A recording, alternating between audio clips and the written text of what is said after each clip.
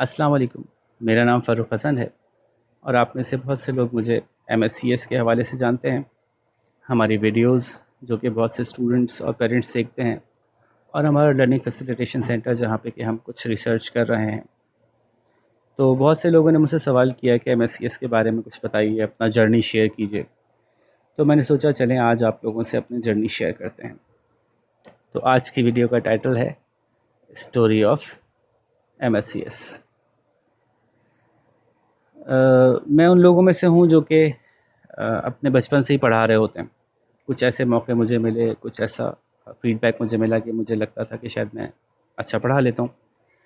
तो बचपन से ही पढ़ाते हुए अपने जिस एज में आप होते हैं, अपने से कम एज के बच्चों को पढ़ा रहे होते हैं। इस तरह से करते करते जैसे जैसे अपनी एजुकेशन प्रोग्रेस करती गई, वैसे वैसे जो एजुकेट करने का एक्सपीरियंस है वो भी आगे बढ़ता गया। तो यूँ कहिए कि कराची के अक्सर बहुत से बड़े स्कूल्स में और कॉलेजेस में और फिर यूनिवर्सिटी लेवल पे पढ़ाया, और इवेंचुअली फिर मैंने ट्रेनिंग को ज्वाइन किया और पाकिस्तान के सबसे बड़े ट्रेनिंग के इदारे को ज्वाइन किया, जहाँ से कि मुझे बहुत अच्छा एक्सपोजर मिला और एजुकेशन को और उसके इफ़ेक्ट्स को देखने का, बड़ा करीब से देखने का मौका मिला। बहुत से लोग ये समझते हैं कि पाकिस्तान और हमारे जैसे दूसरे ममालिक में एजुकेशन के साथ बहुत सारे मसाइल हैं, लेकिन जिस नज़र से मैंने देखा था, मुझे ऐसा लगता था कि शायद मैं उन मसाइल का कोई हल भी ढूंढ सकता हूँ। क्योंकि जब आप किंडरगार्टन से पढ़ाते पढ़ाते MBAs को पढ़ाते हैं और फिर इवेंचुअली आप ट्रेनिंग देते हैं जहाँ पे कि आपको एक अच्छी मिड कैरियर के लोग आपको मिलते हैं, तो आपको बहुत अच्छे से देखने का मौका मिलता है कि एजुकेशन ने हमारे लोगों के साथ क्या किया और क्या बेहतर हो सकता था। बहुत सारे लोग उस वक्त भी, जिस वक्त हमने काम शुरू किया था, ये बातें कर रहे थे कि एजुकेशन के मसाइल यूँ हैं और उनको ऐसे हल किया जा सकता है। लेकिन मुझे लगता था कि सिर्फ बातें करने से मसला हल नहीं होगा, बल्कि आपको एक वर्किंग मॉडल प्रेजेंट करना पड़ेगा। क्योंकि एजुकेशन के अंदर जिस चीज़ के ऊपर आप रिस्क लेते हैं वो आपके बच्चे होते हैं और उनके ऊपर कोई रिस्क लेना चाह नहीं रहा होता। तो जब तक आप कोई वर्किंग मॉडल प्रेजेंट नहीं करेंगे, लोग स्विच नहीं करेंगे। तो ये कोई 2007 की बात है जबकि ये आइडिया जो है वो स्ट्राइक किया था, और मैं और मेरे कुछ दोस्तों का ग्रुप है, हम लोग बहुत करीब हैं और मिलजुल के कुछ कोशिश करते हैं अच्छे अच्छे काम करने की। तो उस वक्त ये आइडिया क्लिक हुआ था कि क्यों ना हम एजुकेशन पे भी काम करें। तो ये 2007 में रिसर्च शुरू हुई थी कि हमारे एजुकेशन सिस्टम के साथ क्या मसाइल हैं और उनको कैसे बेहतर किया जा सकता है। सबसे पहले तो आ, हम इस नतीजे पे पहुँचे कि पहले अपने सिस्टम को स्टडी करते हैं जो पाकिस्तान में इस वक्त प्रिवेल कर रहा है या पाकिस्तान जैसे दूसरे मुल्कों में प्रिवेल कर रहा है। तो एक चीज़ सामने आई बड़े मज़ेदार सी, कि हमारे एजुकेशन सिस्टम के ऑब्जेक्टिव्स ही क्लियर नहीं हैं। आप सोचिए कि मैं आपसे कहूँ कि गाड़ी में बैठिए, चलना है, तो आप कहेंगे कहाँ चलना है? मैं कहूँगा कहीं चलते हैं। तो ये अजीब बात हो गई ना, कि जब आपको डेस्टिनेशन का नहीं पता होगा तो आप जर्नी को कैसे प्लान कर सकते हैं? As education is a journey. तो जर्नी प्लान कैसे होगा जब डेस्टिनेशन नहीं पता? अच्छा, किसी तरह मालूम करने की कोशिश कीजिए कि ऑब्जेक्टिव्स क्या हैं, तो एक चीज़ तो निकल के सामने आती है, वो ये कि साल हर साल, बल्कि हर साल में कई बार हम अपने स्टूडेंट्स को पुश करते हैं एक ख़ास चीज़ सिखाने के लिए, और वो ख़ास चीज़ है क्रैमिंग। हम उनका बार बार इम्तिहान लेते हैं ये जांचने के लिए नहीं कि उनमें से कौन ज़्यादा इंटेलिजेंट है, ये जांचने के लिए नहीं कि उनमें से कौन ज़्यादा क्रिएटिव है, बल्कि ये जांचने के लिए कि उनमें से किसको ज़्यादा याद होता है। एग्ज़ाम्स रिटन लिए जाते हैं और रिटन एग्ज़ाम्स इस बुनियाद पे लिए जाते हैं कि जो बच्चा ज़्यादा याद करके एग्जैक्टली रिप्रोड्यूस करेगा वो मटेरियल जो कि टीचर ने दिया है, तो उसके ज़्यादा मार्क्स आएंगे। तो ये ही एक ऑब्जेक्टिव हम फाइंड आउट कर सकें। अच्छा, जिस ज़माने में यानी 2007 में हम लोग रिसर्च कर रहे थे कि ऑब्जेक्टिव्स क्या होने चाहिए किसी एजुकेशन सिस्टम के, बेसिक एजुकेशन पे काम कर रहा है, तो उस ज़माने में इत्तेफाक है कि दुनिया भी रिसर्च कर रही थी, और उस वक्त आईटी जो है वो फ्लॉरिश करना शुरू हुई थी, और लोगों को जो है वो क्रिएटिव आउटपुट नहीं मिल रहा था एजुकेशन इंस्टीट्यूट से, तो पूरी दुनिया में इस पर काम हो रहा था। तो हम भी इत्तेफाक से उन्हीं दिनों में काम कर रहे थे। मुख्तसरन ये कि बात ये सामने आई कि अगर आपको एक बेहतर एजुकेशन सिस्टम बनाना है तो इस वक्त इस दौर में आपको एक ऐसा सिस्टम बनाना पड़ेगा जो कि प्रोड्यूस कर सके सेल्फ़ लर्नर्स को। अब ये सेल्फ़ लर्नर्स क्या होते हैं? बहुत सारे लोग बहुत सारी डेफिनेशंस देते हैं सेल्फ़ लर्नर की, बड़ी टेक्निकल इन डेप्थ डेफिनेशन भी देते हैं। हमने बड़ा इसको आसान रखा है कि सेल्फ़ लर्नर एक ऐसा बच्चा है जो कि अपनी एजुकेशन का चार्ज खुद ले सकता है। ठीक है, टेक्स चार्ज ऑफ हिज और हर ओन एजुकेशन, या एजुकेशन के बजाय इसको हम कर लें टेक्स चार्ज ऑफ हिज और हर ओन लर्निंग।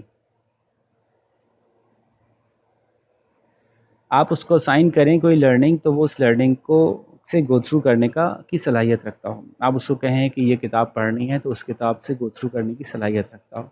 उसको पता हो कि किताब कैसे पढ़ी जाती है, उसको पता हो कि सब्जेक्ट नॉलेज कैसे हासिल की जाती है। हम कोई सुकरात नहीं बना रहे, कोई ऐसा बच्चा पैदा नहीं कर रहे हु नोज़ इट ऑल, बल्कि हम एक ऐसा बच्चा बनाने की कोशिश कर रहे हैं जिसको ये पता हो कि सीखते कैसे हैं। तो सेल्फ लर्नर अगर हम बना दें तो उससे फ़ायदा क्या होगा कि जो हमारी एज है इसमें जिस तरह से चेंजेस आ रहे हैं सिस्टम्स के अंदर, एजुकेशन के अंदर, नॉलेज के अंदर, तो आप आज उसको किसी भी चीज़ से इक्विप कर दें, आज से 10 साल बाद वो चीज़ उसके लिए पुरानी हो जाएगी, ऑब्सोलीट हो जाएगी। तो अगर उसको सेल्फ लर्निंग आती होगी तो वो उस नई चीज़ को लर्न करने में बिल्कुल भी हेजिटेट नहीं करेगा। वो कहेगा ओके मैं ये नई चीज़ सीख लेता हूँ। तो हमने सेल्फ लर्निंग को जो है वो अपना ऑब्जेक्टिव बनाया, वन ऑफ आवर ऑब्जेक्टिव्स। जब सेल्फ लर्निंग ऑब्जेक्टिव बन गई तो फिर डेस्टिनेशन क्लियर हो गई। डेस्टिनेशन क्लियर हो गई तो फिर हमने कहा अब इसकी बुनियाद पे अपनी डायरेक्शन सेट करते हैं। अच्छा, सबसे पहले हमने ये भी सोचा कि हम यूं करेंगे कि मौजूदा एजुकेशन सिस्टम के बारे में ऐसे समझेंगे जैसे कि वो है ही नहीं। ये लिबर्टी हमें कैसे मिली? इस लिबर्टी को बहुत सारे लोग नहीं इख्तियार कर सकते। जैसे मैंने कहा कि बातें तो बहुत सारे लोग कर लेते हैं, कर रहे होते हैं और वो बहुत मोहतरम है, मतलब वो बहुत अच्छी बातें करते हैं। लेकिन क्या है कि जब तक आप इस सिस्टम को इम्प्लीमेंट करके नहीं दिखाएंगे तब तक पब्लिक का कॉन्फिडेंस नहीं आएगा कि वाक़ईतन जो आप कह रहे हैं ऐसा हो भी सकता है। ये एक तो आदत है ना हमारी कि बस जो भी चीज़ हमको स्ट्राइक करती है हम उसको बुरा भला कहते रहते हैं, लेकिन उसको सही करने के लिए कोई कदम उठाना हमें बहुत मुश्किल लगता है। तो हमने ये तय किया कि हम एक एजुकेशन सिस्टम डेवलप करते हैं और उसको ग्राउंड ज़ीरो से डेवलप करते हैं। अब सवाल पैदा हुआ कि फिर उसमें एजुकेट होगा कौन, उसकी प्रैक्टिस कैसे की जाएगी? तो इत्तेफाक है जो जिस ग्रुप की हम बात कर रहे हैं ये ग्रुप मेरे दोस्तों का ऑलमोस्ट हम उम्र हैं और करीब करीब ही हमारी शादियां हुई। तो एक ही एज के बच्चे उस वक्त हमारे पास थे जो कि स्कूल गोइंग एज के होने वाले थे, और हमारी माशाल्लाह वाइफ्स भी सारी बहुत ही हाईली एजुकेटेड हैं, सारी माशाल्लाह बहुत डेडिकेटेड हैं और बहुत चार्ज्ड हैं। तो उन्होंने भी लब्बैक कहा, उन्होंने कहा ज़बरदस्त अगर ऐसा आइडिया है तो हम भी इसमें साथ देने के लिए तैयार हैं। तो यूँ ये टीम एक ऐसी एग्जिस्ट करती थी, ऐसे पेरेंट्स, ऐसी मदर्स, ऐसे फादर्स जो हमें बच्चे देने के लिए भी तैयार थे और जो ख़ुद भी इसमें काम करने के लिए तैयार थे। उसी की वजह से पॉसिबल हो सका कि हम आइडियाज़ को डेवलप करके उनको इम्प्लीमेंट करके उनसे एक्सपीरियंस लेकर चीज़ को कोई डेवलप कर पाए। अच्छा, हमने क्या सिस्टम डेवलप किया, अब तक हमने क्या सीखा? तो मैं कोशिश तो ये कर रहा हूँ कि छोटी वीडियो बने, shouldn't be more than half an hour. तो इसलिए मैं अपने इतने सालों के एक्सपीरियंस को शायद हर बात तो नहीं आपसे शेयर कर सकूँगा, लेकिन आपको जिस्ट बताता हूँ। सबसे पहले तो हमने ये देखा कि एजुकेशन सिस्टम को हम 3 हिस्सों में ब्रेक कर सकते हैं। पहले हिस्से को हम कहते हैं प्री लिटरेसी। दूसरे स्टेज को हम कहते हैं लिटरेसी, और तीसरे स्टेज को कहते हैं पोस्ट लिटरेसी। ठीक है, ये जो हमारा सेल्फ लर्निंग का एक इंजन है ना, वो ये है, ये स्टेज है। प्री लिटरेसी को हम जनरली कवर करते हैं 3 इयर्स का। इसको हम ES1, early stage 1, early stage 2 और अर्ली स्टेज 3 कहते हैं। और ये लिटरेसी का स्टेज ऑलमोस्ट 5 to 6 इयर्स का होता है, जिसको हम क्लास 1 से लेकर क्लास 6 तक समझ लीजिए। ठीक है, इससे जो बाहर आता है बच्चा वो सेल्फ लर्नर के कॉन्सेप्ट के काफ़ी करीब होता है मोस्टली। अच्छा जी, अर्ली स्टेजेस में हमने क्या किया, पोस्ट लिटरेसी पे हम बाद में बात करते हैं। अर्ली स्टेज में हमने क्या किया, हमने अर्ली स्टेज के अंदर कुछ ऑब्जेक्टिव सेट किए। नंबर 1 ऑब्जेक्टिव ये था कि बच्चे को असेस करें कि वो आगे जाने के लिए किस हद तक रेडी है, उसकी जो भी लर्निंग नीड्स हैं वो क्या हैं, लर्निंग कैपेबिलिटीज़ क्या हैं, कहीं कोई ऐसा शॉर्टफॉल है तो उस पर पहले काम किया जाए और उसको हर तरह के एक्सपीरियंसेस से गुजारा जाए और उसके लिए लर्निंग को एक एन्जॉयबल एक्सपीरियंस बनाया जाए। ये वो टाइम होता है जबकि बच्चे को स्कूल से मोहब्बत या नफ़रत हो रही होती है। तो इस वक्त बहुत ज़रूरी है कि बच्चे को लर्निंग अच्छी लगती हो, उसको मज़ा आता हो, उसको छुट्टी करने का दिल नहीं चाहता हो। ठीक है, ये वो एज है जहाँ पे बच्चे को क्वेश्चंस करने की आज़ादी दी जाए, ना सिर्फ आज़ादी दी जाए बल्कि अप्रिशिएट किया जाए क्वेश्चंस को। ये वो एज है जिसके अंदर के हम बच्चे को ये सिखाएं कि mistakes are good if you learn from them, mistakes are good if you learn from them. तो आप कोई नई चीज़ अटेम्प्ट कर ही नहीं सकते जब तक कि आपके जहन में मिस्टेक करने का खौफ ना निकाल दिया जाए आपके जहन से। तो गलती होने की गुंजाइश बिल्कुल है, बिल्कुल सब गलती कर सकते हैं। सवाल करना बहुत ज़बरदस्त बात है, बहुत अच्छी बात है, बहुत ही ज़रूरी है। तो ये तो कुछ एनवायरनमेंट पे हमने काम किया। उसके अलावा हमने देखा कि जो हमारा सेल्फ़ लर्निंग का जो साइकिल था, जो इंजन था, इसमें डालने से पहले हमें बच्चे की कुछ स्किल्स भी चाहिए थी, कुछ लिटरेसी स्किल्स भी चाहिए थी। तो हमने उसकी लैंग्वेज और लॉजिक पे काम किया इन 3 सालों में। इन 3 सालों में हमने बच्चे को हमारे मुल्क में जैसे कि मसला है कि उर्दू और इंग्लिश दोनों सिखाना मजबूरी है हमारी, वरना जनरली डेवलप्ड कंट्रीज़ जो हैं वो यहाँ पे उनको अपनी मदर टंग ही खाली देते हैं। हमारे पास तफसील सबको पता ही है कि जो भी रिसर्च के इश्यूज़ हैं, जो भी हमारे पास इंटरनेशनल हमारी एक्सपोजर है वो सारा इंग्लिश से रिलेट करता है। इसलिए हम यहाँ पे उर्दू, इंग्लिश और मैथ्स पे फोकस करते हैं। ठीक है, और इसमें हम बच्चे को इस काबिल बना देते हैं कोशिश करके कि बच्चा जब तक अर्ली स्टेज 3 से बाहर आए तब तक वो ख़ुद से पढ़ सकता हो, जो बात वो उससे पूछी जाए आसान सी बात उसको लिखने की कोशिश कर सकता हो, उसमें बहुत ज़्यादा हेजिटेंट ना हो, बुनियादी अल्फाज साजी कर सकता हो, बेसिक वोकेबलरी उसकी अच्छी हो, अपने ख़यालात को प्रेजेंट करने में उसको झिझक ना हो। ठीक है, अपनी बात को एक्सप्रेस करने को, प्रेजेंट करने को, एक्सप्रेस करने को वो बुरा ना समझता, उसमें झिझक ना हो इस बात की।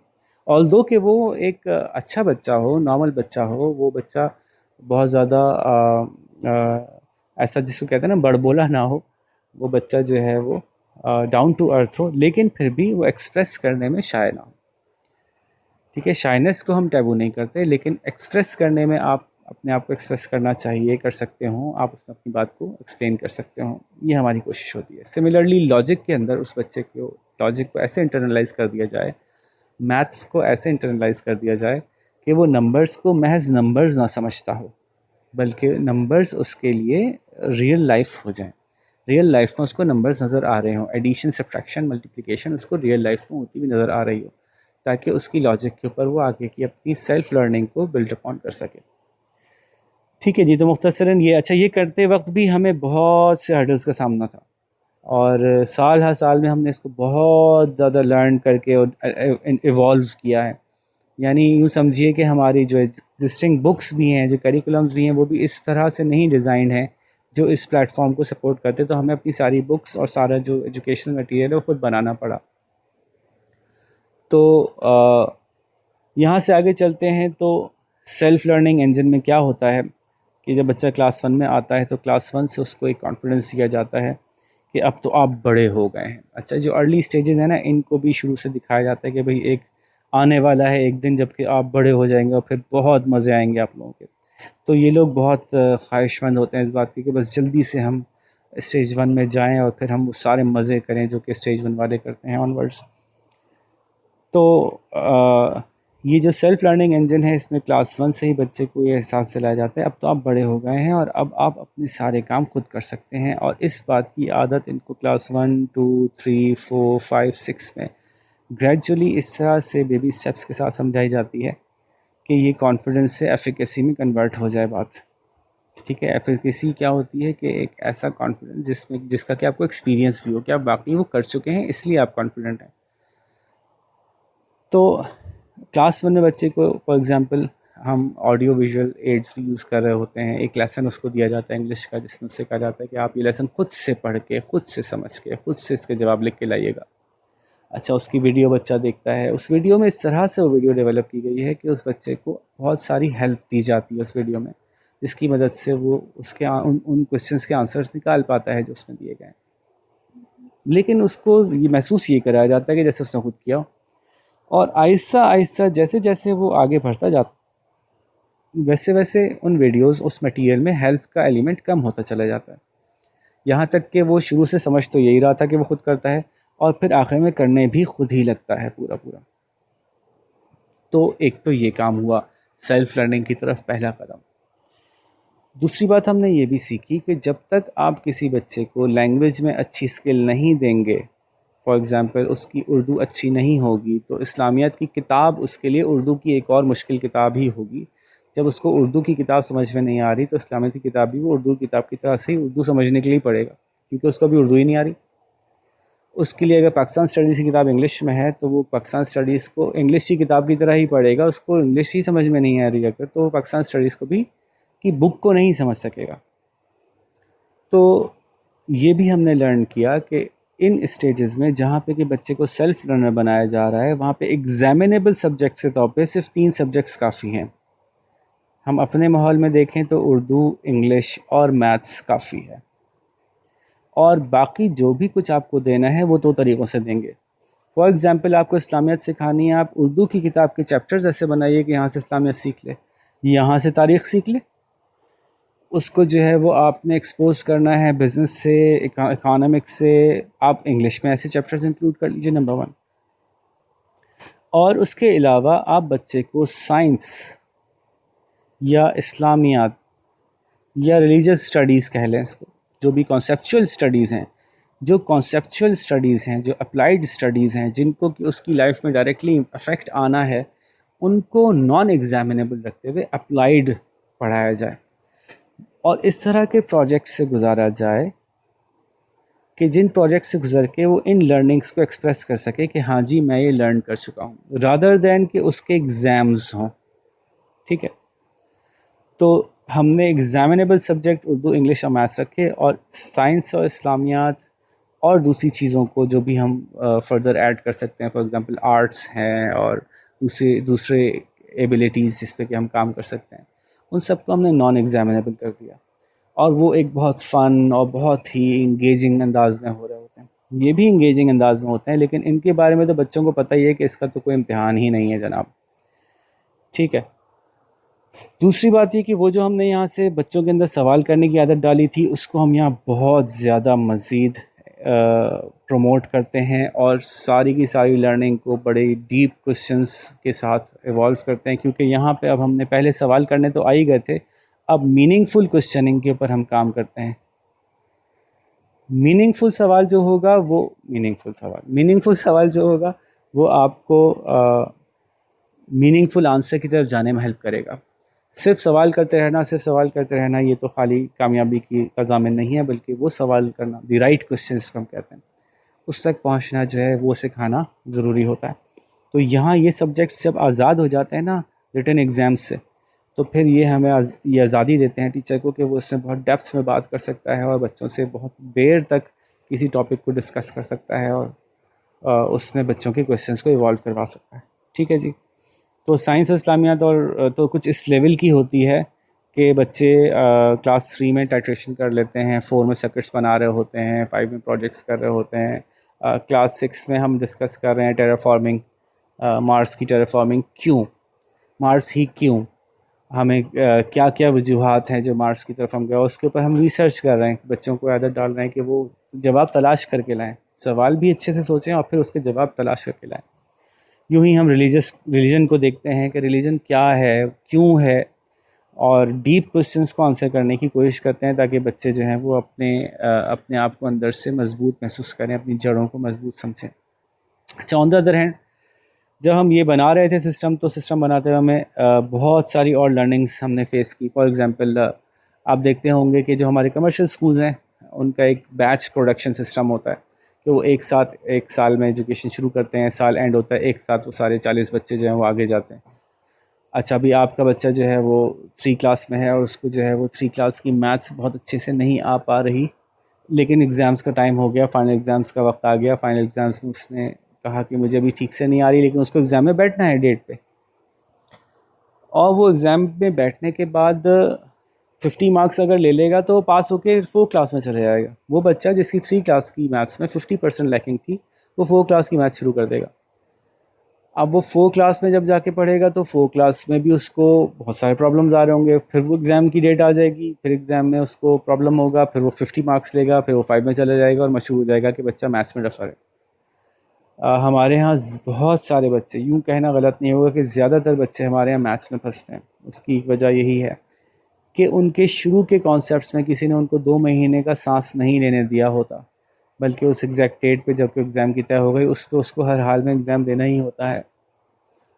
तो ये एक हमने बात देखी कि किसी बच्चे को पार्शल एब्जॉर्प्शन के साथ नेक्स्ट क्लास में भेज देना बिला किसी वजह के, जबकि उसमें कैपेसिटी हो मज़ीद एब्जॉर्प्शन की, ये उसके साथ ज़्यादती है। तो हमने एक कॉन्सेप्ट इंट्रोड्यूस करवाया जिसको हम कहते हैं टोटल एब्जॉर्प्शन। बहुत आसान कॉन्सेप्ट है, लेकिन बहुत मुश्किल है इसको इम्प्लीमेंट करना कमर्शियल स्कूल्स के लिए। क्यों? हम क्या करते हैं कि हम बच्चे का एग्ज़ाम लेते हैं, और एग्ज़ाम लेने के बाद हमने देखा बच्चे के 70 मार्क्स आए, तो हम कहेंगे कि ये 30 मार्क्स कहाँ नहीं आए, ये ढूंढते हैं। और जहाँ वो 30 मार्क्स नहीं आए होते उसकी उसकी थोड़ी सी दोबारा तैयारी करवाई जाती है, उसके कॉन्सेप्ट दोबारा क्लियर किए जाते हैं, उस पर दोबारा काम होता है, और फिर उसका दोबारा से हम टेस्ट करते हैं, और जब वो 30 मार्क्स भी गेन कर लेता है तो वो 100% मार्क्स लेके नेक्स्ट क्लास में जाता है। टोटल एब्जॉर्प्शन से क्या फ़ायदा होता है? ऐसा नहीं है कि अगर उसने 3 क्लास में सब कुछ समझ लिया और वो आगे चला गया तो उसको हमेशा याद भी रहेगा, नहीं। लेकिन 4 क्लास के टीचर को ये ज़रूर पता होगा कि कोई ऐसा कॉन्सेप्ट अभी पीछे का नहीं बचा हुआ जो इसको समझ में ही ना आया हो। जो चीज़ समझ में आ गई हो और बाद में बच्चा भूल भी जाए तो उसको दोबारा से रिकॉल करवा देना इतना मुश्किल नहीं होता। लेकिन जो चीज़ समझ में ही नहीं आई थी और टीचर ये समझ रहा है कि ये तो करके आया है, और उसकी बेस पे वो नेक्स्ट लेवल की चीज़ समझाना शुरू करे, तो ये बच्चे के लिए और बहुत ज़्यादा बड़ा एक ना नेमेसिस बन जाता है। तो टोटल एब्जॉर्प्शन एक मॉडल हमें समझ में आया। कमर्शियल स्कूल्स को इसलिए नहीं कर सकते कि उनको बैच प्रोडक्शन करनी है, ये 40 के 40 आगे भगाने हैं, पीछे से नए 40 ने आगे आना है। इस वाले बच्चे को अलग से 2 महीने कहाँ से दूँ? वो पेरेंट्स से कहेंगे आप ट्यूशन लगवाइए, इसके ऊपर मेहनत कीजिए, या फिर इसको क्लास रिपीट करवा दीजिए। अरे क्लास रिपीट करवाना बच्चे के लिए एक बहुत बड़ा मसला है, क्योंकि बच्चा पूरा 1 साल उन सारे दोस्तों से दूर हो जाता है जो कि उसके सारे अच्छे दोस्त होते हैं, अपने से 1 साल जूनियर्स के साथ बैठ रहा होता है, बड़ा टैबू हो जाता है उसके लिए। सब बच्चे कहते हैं अरे ये तो बड़ा बच्चा है, इसको अब कुछ नहीं आता, ये फेल हो गया, ये हमारे साथ आया। तो हमारे लिए आसान होता है कि कहना कि बच्चे को क्लास रिपीट करा दें, लेकिन बच्चे के लिए वाकई एक बड़ा बहुत मुश्किल मोमेंट होता है और उसको एजुकेशन से लाजमन नफरत हो जाती है। अच्छा, तो टोटल एब्जॉर्प्शन में बच्चे को टाइम देने के लिए आपको फिर इस continuous time bound system of examination से बाहर आना पड़ता है। बल्कि अब आपको यूँ करना पड़ेगा कि बच्चे का एग्ज़ाम, बच्चे की असेसमेंट बच्चे के कोर्स कंप्लीशन के बाद होगी, जो कि हो सकता है कि किसी दूसरे बच्चे से मुख्तलिफ वक्त में हो। कोशिश ये की जाती है कि बच्चे नॉर्मली एक पैरेलल काम करते चले जाएं, लेकिन अगर किसी बच्चे को कहीं ज़रूरत है वक्त की तो उसको वक्त देना चाहिए। ठीक है जी। अच्छा, अब आगे चलते हैं। इससे क्या हुआ, ये जो टोटल एब्जॉर्प्शन के मॉडल के सिलसिले में जो हमने असेसमेंट के अंदर ट्वीकिंग की, उससे क्या हुआ कि बच्चे का एग्ज़ाम्स के का प्रेशर ज़ीरो हो गया। अब बच्चा एग्ज़ाम में बैठता है तो ये देखने के लिए बैठता है कि मैं देख लूँ मुझे क्या नहीं आता, ताकि फिर मैं उससे मेहनत करके बाकी को क्लियर करके और फिर उसको पास कर लूँ। तो ऐसी सूरत में बच्चा एग्ज़ाम वाले दिन भी खेल रहा होता है और उसकी अम्मी उसके पीछे पड़ी होती हैं, पढ़ लो तुम्हारा कल पेपर है। ठीक है ना? तो बच्चे के एग्ज़ाम प्रेशर कम हो जाना, आई डोंट नो कि कितने लोग इस बात को जानते हैं। मैं एजुकेशन से बहुत क्लोज़ रहा हूँ और बहुत बड़ा मसला है हमारे यहाँ एग्ज़ाम प्रेशर, क्योंकि हमारे यहाँ एग्ज़ाम्स को और रिज़ल्ट्स, एग्ज़ाम के रिज़ल्ट्स को एसोसिएट किया जाता है बच्चे की फ्यूचर लाइफ के साथ। अगर तुम्हारे 9th और 10th में अच्छे मार्क्स नहीं आए तो तुम्हें अच्छे कॉलेज में दाखिला नहीं मिलेगा, अगर तुम्हें अच्छे कॉलेज में दाखिला नहीं मिला तो तुम्हें अच्छी यूनिवर्सिटी में दाखिला नहीं मिलेगा, तुम्हें अच्छी यूनिवर्सिटी में दाखिला नहीं मिला तो तुम्हें अच्छी जॉब नहीं मिलेगी, और फिर तुम्हारी पूरी लाइफ ख़त्म हो गई। अब एक 9th के बच्चे के पास ये प्रेशर है कि उसकी लाइफ ख़त्म हो जाएगी अगर उसको मार्क्स नहीं मिले। तो फिर वो कुछ भी करेगा मार्क्स के लिए, वो चीटिंग करेगा भाई, उसकी लाइफ ख़त्म हो जाएगी अगर उसको मार्क्स नहीं मिले तो। वो क्रैमिंग करेगा, उसको समझने के का टाइम थोड़ी है अभी उसके पास। तो यूँ हमने जब ये टोटल एब्जॉर्प्शन के मॉडल के थ्रू असेसमेंट शुरू किया तो बच्चे बहुत रिलीफ हो गए, बच्चों का एग्ज़ाम्स का जो प्रेशर था वो ऑलमोस्ट ख़त्म हो गया। ठीक है जी। तो लर्निंग के बारे में हम ये कहते हैं कि लर्निंग वाक़तन इस तरह के प्रेशर्स, नेगेटिव प्रेशर्स के अंदर लर्निंग नहीं होती।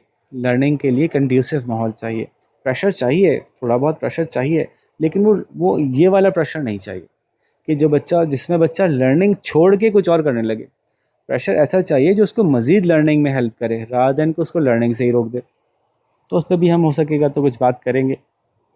और मैं टाइम टू टाइम दूसरी वीडियोस बना रहा हूँ जिसमें कि पेरेंट्स को और एजुकेशनिस्ट को जो है वो थोड़ा सा कुछ फूड फॉर थॉट दे रहा हूँ।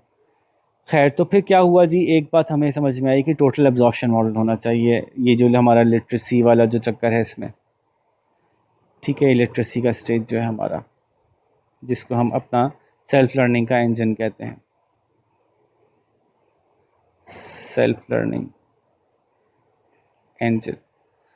ठीक है जी। तो टोटल एब्जॉर्प्शन हो गई, टोटल एब्जॉर्प्शन। फिर इसके अंदर हमने जैसे कहा कि सब्जेक्ट रिस्ट्रिक्शन होगी, एग्जामिनेबल सब्जेक्ट्स को रिस्ट्रिक्ट किया, सब्जेक्ट्स को चूज़ किया, और लैंग्वेज और मैथ्स को, खाली लैंग्वेज और मैथ्स, और बाकी सब्जेक्ट्स भी ज़रूर इंट्रोड्यूस कराए लेकिन वो अप्लाइड थे, नॉन एग्जामिनेबल थे, प्रोजेक्ट बेस्ड थे। ठीक है। और वो उन तमाम लर्निंग से बहुत आगे थे जो दूसरे स्कूल्स में कहीं भी कोई बच्चा कर रहा है, क्योंकि जब बच्चा खुल के कोई काम करता है ना, प्रेशर के बगैर करता है, तो वो बहुत खुल के काम करने के लिए तैयार होता है, उस पर रिसर्च भी करने के लिए तैयार होता है, उस पर बात करने के लिए भी तैयार होता है। ठीक है, क्योंकि वो जज नहीं हो रहा होता। ठीक है। तो सिस्टम को क्या होना चाहिए, कम अज़ कम सिस्टम को नॉन जजमेंटल होना चाहिए, नॉन जजमेंटल होना चाहिए, सेल्फ रिस्पेक्ट पे बेस्ड होना चाहिए, self respect of the child as well as the teacher. ये भी रेसिप्रोकेट करनी चाहिए। ऐसा नहीं हो कि जी बच्चे को हमने सेल्फ रिस्पेक्ट देते देते जो टीचर है या जो उसका मेंटोर है उसको आपने इतना नीचे कर दिया कि वो सर पे चढ़ गया। नहीं, म्यूचुअल सेल्फ रिस्पेक्ट को लर्न करते रहे, किस तरह से आगे बढ़ना ये सीखना होगा। ठीक है जी। अनएक्सेप्टेबल बिहेवियर्स क्या होते हैं यहाँ पे लर्न होगा। वो कौन सा एरिया है जिसमें कि लर्निंग के वक्त आप अपने आप को खुला छोड़ सकते हैं, वो कौन सी चीज़ें हैं जिनको कि आपको बिहेवियर्स के अंदर सामने वाले की रिस्पेक्ट के लिए कंटेन करना पड़ेगा, अपने आप को कंटेन करना पड़ेगा। ये सारी चीज़ें इस सेल्फ लर्निंग के मौके पर बच्चा सीख रहा है। ठीक है जी। अच्छा, ये तो हम चले गए बिहेवियरल साइड पे। टेक्निकली लिटरेसी की साइड पे वापस आते हैं। तो हमने एक चीज़ और नोटिस की, वो ये नोटिस की कि जब हम बच्चे को उर्दू पढ़ा रहे थे तो एक बच्चा क्लास 2 में था, वो क्लास 2 की उर्दू के अंदर जो है वो प्रोग्रेस नहीं कर पा रहा था, उसके एग्ज़ाम हमने लेके देखे, उसको प्रॉब्लम हो रहा था। थोड़ा सा उसको ऊपर रिसर्च के बाद चला कि बच्चा जो है वो पढ़ सकता है, बच्चा बात बहुत अच्छी सी कर रहा है, बच्चा कहानियाँ पढ़ता है, लेकिन बच्चा जब रिटन एग्ज़ाम में आता है तो इसलिए पास नहीं कर पा रहा है कि उसकी राइटिंग स्किल अच्छी नहीं है, वो उसकी स्पेलिंग अच्छी नहीं है, उसकी हिज्जे ठीक नहीं है, वो जो सोचता है वो लिख नहीं पाता। तो हमने कहा वाक़तन ऐसा ही है कि कोई भी लैंग्वेज है उसमें रीडिंग और राइटिंग और एक्सप्रेशन तीनों अलग अलग चीज़ें, और तीनों के लिए अलग अलग टाइप की स्किल्स रिक्वायर्ड हैं।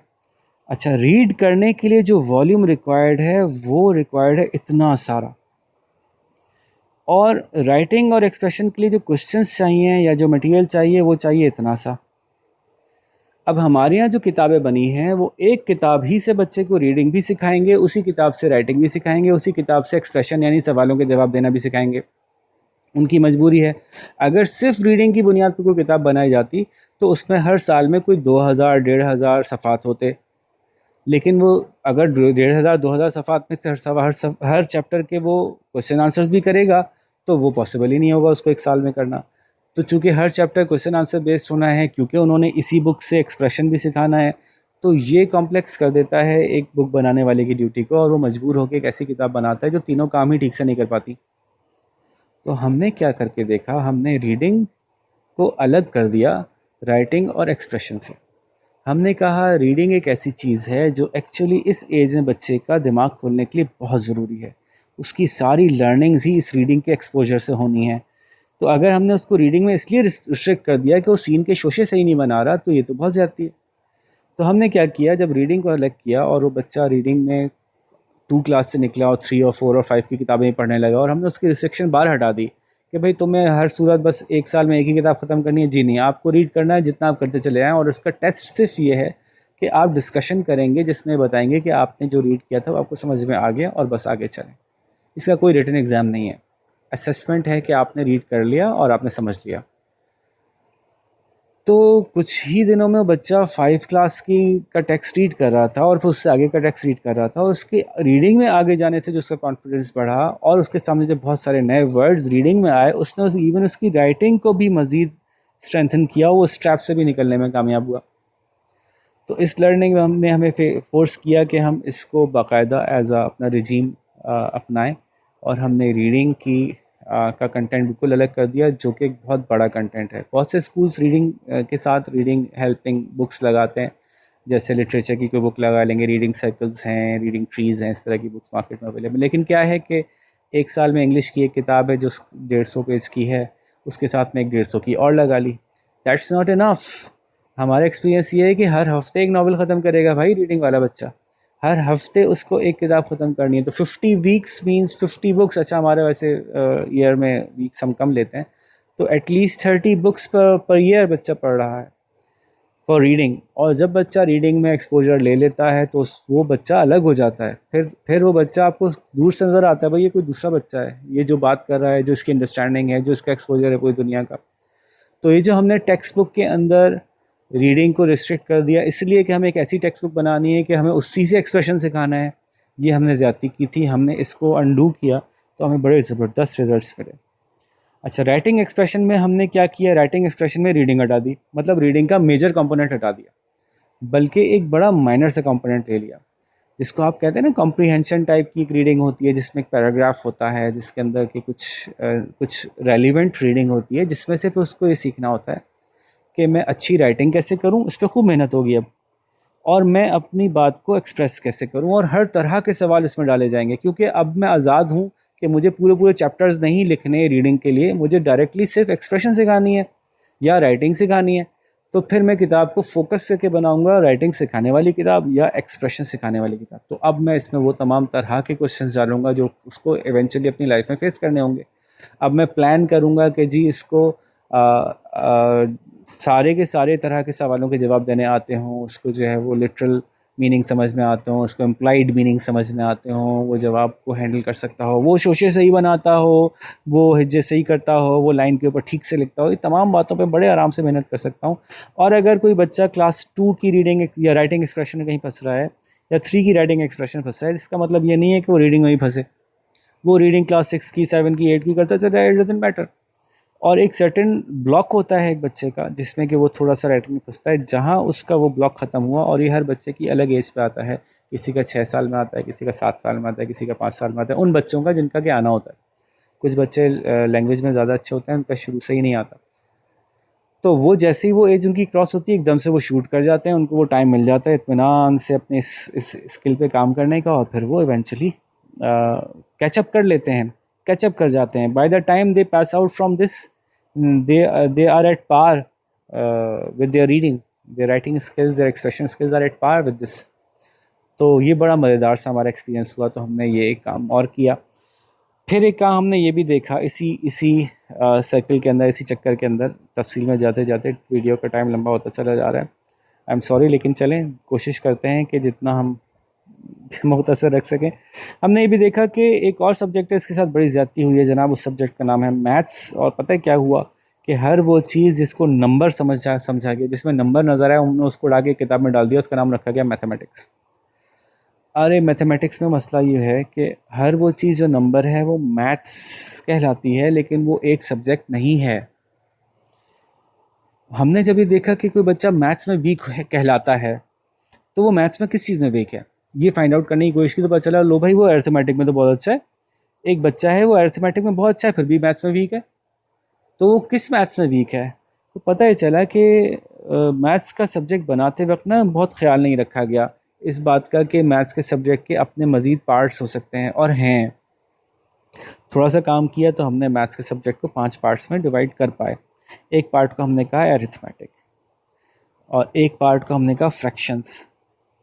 आप यकीन कीजिए बच्चों के लिए अरिथमेटिक और फ्रैक्शंस दो अलग अलग दुनियाएं हैं, हालांकि दोनों में नंबर्स हैं, दोनों में एडिशन है, दोनों में सब्ट्रैक्शन है, लेकिन बच्चे के जहन के लिए ना ये बिल्कुल एक डिफरेंट सब्जेक्ट होता है। इसी तरह से हमने एक सब्जेक्ट का नाम दिया, चूँकि इसका इस्तेमाल बहुत ज़्यादा था तो हमने इसको सब्जेक्ट को अलग किया, वो कहलाया फैक्टर्स एंड मल्टीपल्स। हालांकि अगेन इसमें अरिथमेटिक का काम है, लेकिन बच्चे के लिए जब इसको अलग करके देखा गया तो बड़ा इंटरेस्टिंग रिजल्ट्स आए। चौथा जो सेक्शन हमने किया वो कहलाया ज्योमेट्री। अच्छा, अब पांचवा जो एरिया था जो इन शुरू के एरियाज़ में या शुरू के डिस्ट्रीब्यूशन में नहीं बल्कि थोड़ा सा लेटर ऑन इंट्रोड्यूस करवाया गया, वो एरिया था अलजेब्रा। जब हमने मैथ्स को इन 5 टुकड़ों में डिस्ट्रीब्यूट किया तो बड़े मज़ेदार से रिजल्ट्स आए। हमने क्या किया, एक बुक बनाई जो फ्रैक्शन की क्लास 1 से क्लास 6 तक की बुक थी, एक बुक बनाई ज्योमेट्री की क्लास 1 से क्लास 6 तक की बुक, एक बुक बनाई फैक्टर्स और मल्टीपल्स की जो क्लास 1 से क्लास 6 तक की एक ही किताब थी, अरिथमेटिक की क्लास 1 से क्लास 6 तक की एक किताब थी। तो इसमें जब हमने किया तो पता चला कि कुछ बच्चे जो हैं वो बड़े इजीली अरिथमेटिक में तो आगे फटाफट भाग रहे हैं, फ्रैक्शंस में अटक रहे हैं। बिल्कुल वाज़ेह पता चल गया कि इसको कहाँ मसला है, तो जिसमें वो भाग सकता है उसमें उसको भागने दिया जाए और जिसमें फंस रहा है वहाँ उसको सपोर्ट किया जाए। अगेन कमर्शियल स्कूल्स के लिए शायद ये आसान नहीं है इस मॉडल को अडॉप्ट करना, लेकिन अल्हम्दुलिल्लाह हम इसको बहुत हद तक अब कमर्शियली अडॉप्ट कर चुके हैं और कमर्शियली इसको रन करके दिखा रहे हैं। It has been more than a decade now that we are running this system. तो अल्हम्दुलिल्लाह हम इसको प्रूव कर चुके हैं कि ये पॉसिबल है। हाँ, आप बस ये जहन में रखें कि आपको बहुत ज़्यादा नहीं कमाना, तो फिर आप ये कर सकते हैं। अगर आपको वो जो बैच प्रोडक्शन बनानी है ना 40-40 की निकालनी है बराबर से, तो फिर शायद नहीं हो सकता। थोड़ी सी सर्विस माइंडेड अगर आप हो जाएं, ऐसा नहीं है कि आप बिल्कुल हैंड टू माउथ हो जाएंगे, लेकिन ये कि ये पॉसिबल है, ये हमने किया है।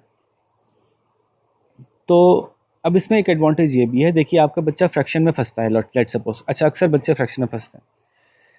तो क्लास 4 में वो फ्रैक्शन में फंसा, फ्रैक्शन का चैप्टर नंबर 3 था, और फ्रैक्शन के चैप्टर पे आगे फंस गया, बहुत मेहनत की, फ्रैक्शन के चैप्टर से निकला ही था कि अगला चैप्टर जो है वो HCF का आ गया। फ्रैक्शन पे अब इतना काम है नहीं, बस एग्ज़ाम वाले दिन तैयारी करनी है। अब वो अगले साल जाके फिर फ्रैक्शन पे आएगा उन्हीं डेट्स में, क्योंकि अमूमन किताबों पे एक जैसे ही चैप्टर होते हैं। क्लास 4 की बुक में भी चैप्टर 3 फ्रैक्शन का होगा तो 5 में भी चैप्टर 3 होगा। दिस मीन्स कि जो उसने आज की फॉर एग्जांपल 1 जनवरी को फ्रैक्शन को प्रॉपरली चैप्टर को अटेम्प्ट किया था 1 जनवरी ऑफ 01 फॉर एग्जांपल, तो दोबारा इसको 1 जनवरी ऑफ 02 में अटेम्प्ट करेगा।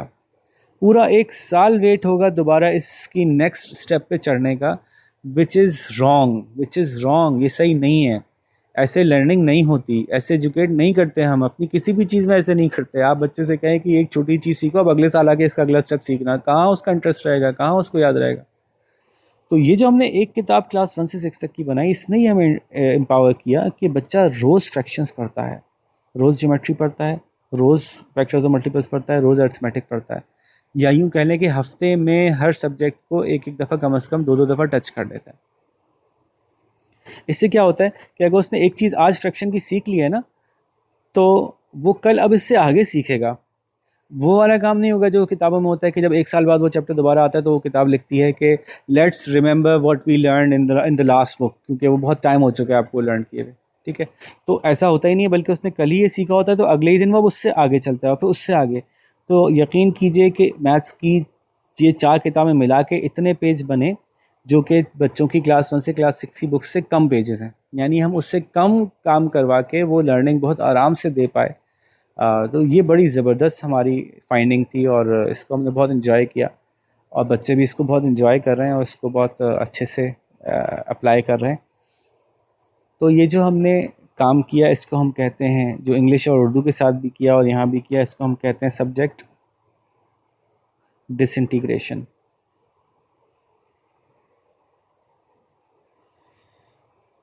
अच्छा, सब्जेक्ट डिसइंटीग्रेट करना ही नहीं है बल्कि सब्जेक्ट डिसइंटीग्रेशन को फिर बच्चों को देना भी है। मतलब एक है ना कि आप किताब तो उठा के लगा लो, लेकिन फिर ये एक्सरसाइज होगी कैसे? तो इसके लिए आपको वो एक्सपीरियंस चाहिए जो हमने इतने अरसे में सीखा है, लर्न किया है कि किस तरह से डिसइंटीग्रेटेड सब्जेक्ट्स को बच्चों को दिया जाता है। तो ये कुछ प्रोसेसेस से अभी बहुत कुछ है जो मैं आपको नहीं बता सका, क्योंकि वो मेन पॉइंट्स नहीं है हमारे। फॉर एग्ज़ाम्पल उर्दू का जो हमारे यहाँ रस्मुल ख़त इस्तेमाल होता है नस्तालीक़, हमने उसके बजाय नस्क को अडॉप्ट किया, क्योंकि नस्तालीक़ सीखने में बच्चे को 3 साल लगते हैं। नस्तालीक़ में बे की शक्ल ही पता नहीं 15, 16, 20 ऐसी कोई शक्लें हैं बे की आदि अशकाल। बे जीम के साथ आता है तो यूँ बनता है, बे अलिफ़ के साथ आता है तो यूँ बनता है, बे मीम के साथ आता है तो भाई बे की इतनी शक्लें हैं कि टीचर को खुद नहीं पता। जबकि नस्क के अंदर क्या है कि हर लेटर की 2 ही अशकाल हैं, ये इसकी पूरी शक्ल है और ये इसकी आधी शक्ल है। और जब ये सीन से मिलेगा तब भी ऐसे मिलेगा, ये मीम से मिलेगा तब भी ऐसे बनेगा, जब ये रे से मिलेगा तब भी ऐसे ही बनेगा। ये लाइन पे ऐसे चलती है, देखने में अच्छी लगती है। ये नहीं कह रहा कि नस्तालीक़ से ज़्यादा हसीन है, नस्तालीक़ बहुत हसीन है, नस्तालीक़ बहुत खूबसूरत फ़ॉन्ट है, इसमें कोई शक नहीं है। लेकिन अभी करंट एजुकेशन माहौल के अंदर जितनी रफ्तार से हमें बच्चे को लिखना सिखाना की ज़रूरत है, उसमें नस्तालीक़ हमें सपोर्ट नहीं कर रही, हमें नस्ब पे जाना चाहिए, तो हम नस्ब पे चले गए। इस तरह से और बहुत सारे स्टेप्स हैं जो हम करते चले गए और अभी तक उसमें माशाल्लाह उसके नताइज हम देख रहे हैं। तो जब हम ये साइकिल को कंप्लीट करते हैं तो हमारे पास इस साइकिल से निकल के जो बच्चे आते हैं क्लास 6 के, वो 6 या 7 के, वो सेल्फ़ लर्नर हो जाते हैं। उनको एक्सपोजर भी होता है लर्निंग का, उनको सीख चुके होते हैं, बहुत कुछ पढ़ चुके होते हैं, वो बहुत कुछ अच्छे से जवाब देना सीख चुके होते हैं, उनको हर तरह के सवालों के जवाब देने आते हैं। तो अब ये बच्चा जब 7th क्लास में जाएगा तो इसके टीचर को इसको बुक पढ़ाने में कितनी आसानी होगी। आप ये सोचिए कि एक बच्चा जो सेल्फ लर्नर है उसको चैप्टर असाइन किया जाएगा, उसको बैठ के पढ़ाया नहीं जाएगा। जब चैप्टर पढ़ के आएगा तो उस पर डिस्कशंस होंगी कि क्या था इस चैप्टर में, क्या होना चाहिए था, रादर देन के क्वेश्चन नंबर 1 को लो, पैराग्राफ नंबर 2 की लाइन नंबर 3 से लेकर 4 तक मार्क करो। ये तो है ही नहीं चक्कर।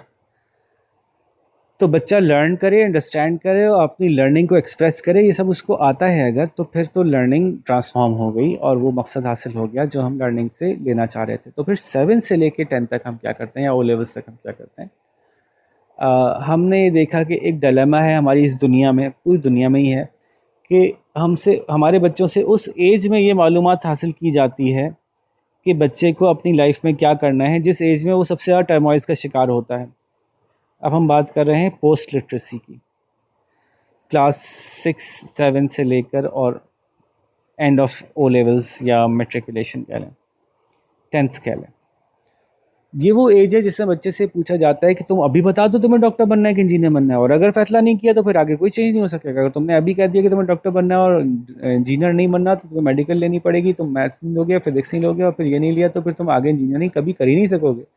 ये कितनी बड़ी ज़्यादती है। एक छोटे से बच्चे को आप ये सवाल कर रहे हैं कि तो पूरी लाइफ का फैसला आज करो।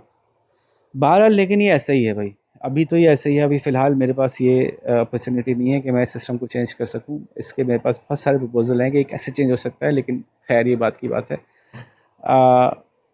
हमने क्या किया कि फिर हमने 6 से 10 तक में जब लर्निंग इतनी आसान हो गई तो एक तो काम ये किया कि बच्चे को एक्सपोजर के ऊपर लगा दिया, exposure of the real world. Internship करो भाई, सोसाइटीज़ बनाओ, इवेंट्स रखो, ठीक है, इवेंट्स ऑर्गेनाइज़ करो, चीज़ों में इंडल्ज हो, मुख्तलिफ़ तरह के शौक़ पालो, ठीक है, मुख्तलिफ़ तरह की हॉबीज़ बनाओ, चीज़ों के अंदर इंगेज करो, मज़े करो, दुनिया देखो, ट्रैवल करो, खुश रहो, खुश रहना सीखो। Learn how to live a life, सीखो कि लोग अच्छी ज़िंदगी कैसे गुजार रहे हैं, क्या पैसा ही सब कुछ है या पैसे के अलावा भी और भी कुछ है। तो ये एक्सपोजर्स लेने के लिए उसको बाहर भेजा जाए, क्योंकि टाइम है अब उसके पास। अब वो लर्निंग तो उसको आती है तो उसमें वो कम टाइम लगाएगा। अब उसके पास आप ज़्यादा रिस्पॉन्सिबिलिटी इस तरह की दे सकते हैं, उसको इंटर्नशिप्स भेज सकते हैं। अच्छा, कुछ कनेक्शंस हमारे अच्छे हैं और माशाल्लाह हमारी बहुत सी ऑर्गेनाइजेशंस भी अच्छी हैं जो इस मामले में सपोर्ट करती हैं। वो बच्चों को अकोमोडेट करती हैं, उनको वेलकम करती हैं, उनके साथ इंटरेक्ट करती हैं। बच्चे हॉबीज़ अपनाते हैं, बच्चे शौक़ से अपनी मर्ज़ी की चीज़ें करते हैं। हमने देखा कि कंपटीशन लर्निंग में मार्क्स का नहीं होना चाहिए, इसलिए हमारे यहाँ सिस्टम में मार्क्स की का कंपटीशन नहीं, क्योंकि हर बच्चा टोटल एब्जॉर्प्शन कर रहा है, सबके फुल मार्क्स आते हैं। कंपटीशन स्पोर्ट्स में सी ठीक है, स्पोर्ट्स से लर्न करो, चेस खेलो उससे लर्न करो, टेबल टेनिस खेलो उससे लर्न करो, आर्ट्स में बेहतर से बेहतर आर्ट्स प्रोड्यूस करो। तो इतना ज़्यादा हमारे पास टाइम होता है इसमें कि हम बच्चों को बहुत अच्छे लेवल के एक्सपोजर दे पाते हैं।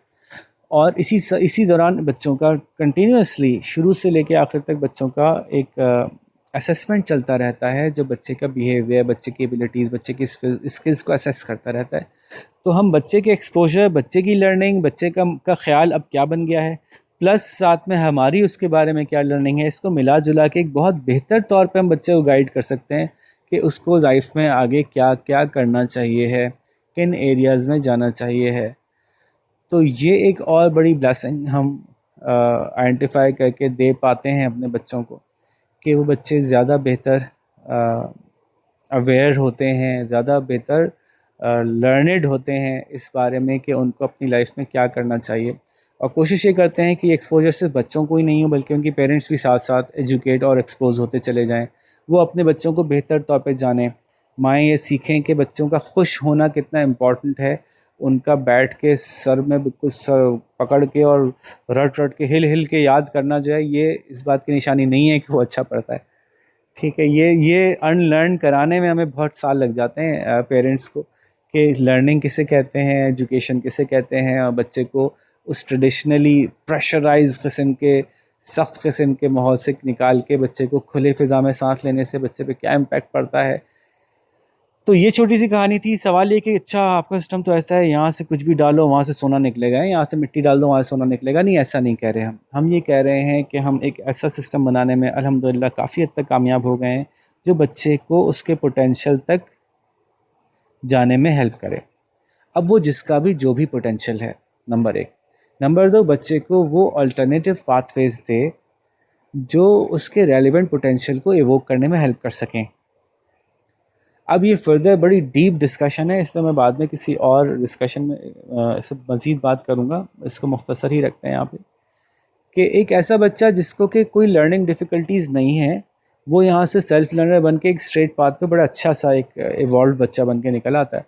और वो बच्चा जिसको कोई लर्निंग डिफ़िकल्टीज़ हैं, वो बच्चा बड़ा सेल्फ अवेयर और अपनी मकाम पहचानते हुए, वो ख़ुद भी और उसके पेरेंट्स भी यहाँ से इवॉल्व होकर निकलते हैं कि ठीक है, हमारे लिए ये भी तो एरियाज़ हैं। दुनिया में बहुत कुछ पड़ा है, हर एक ने डॉक्टर नहीं बनना, हर एक ने साइंटिस्ट नहीं बनना, हर एक ने आईटी में नहीं जाना, और बहुत कुछ भरा पड़ा है दुनिया में करने के लिए। और आपको अगर जल्दी उसका एक्सपोजर दे दिया जाए तो आप नाकाम और नामुराद फील करने के बजाय एम्पावर्ड फील करते हैं कि मैं एक बहुत अच्छा आर्टिस्ट हूँ, मैं बहुत अच्छा टेबल टेनिस का प्लेयर हूँ, मैं बहुत अच्छी चेस खेल सकता हूँ, मैं बहुत अच्छा कुक हूँ, मैं बहुत अच्छा बेक करता हूँ।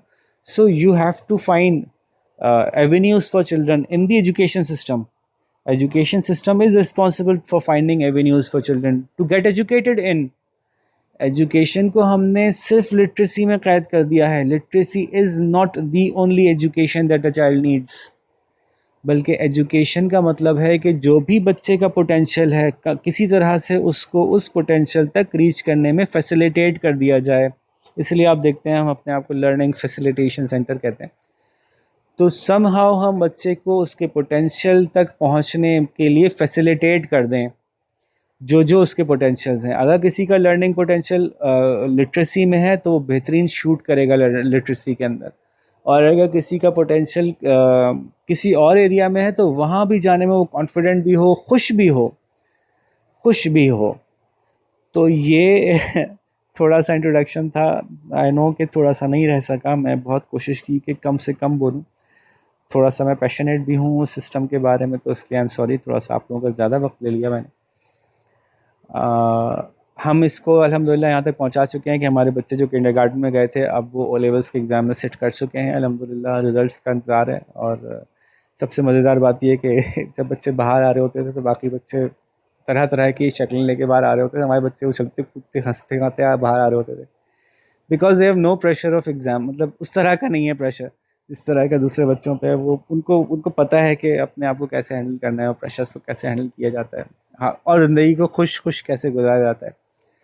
तो अल्हम्दुलिल्लाह I think we have been successful.